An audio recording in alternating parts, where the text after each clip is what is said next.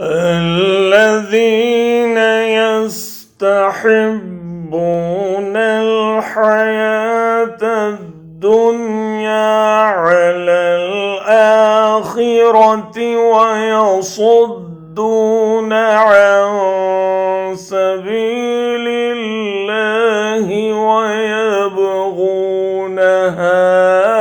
عوجا أولئك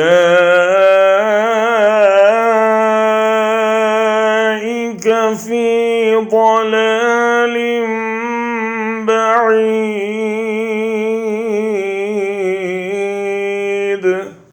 जो आखिरत के मुकाबले में दुनियावी ज़िंदगी को पसंद रखते हैं और अल्लाह की राह से रोकते हैं और उसमें टेढ़पन पैदा करना चाहते हैं, वही लोग परले दर्जे की गुमराही में हैं.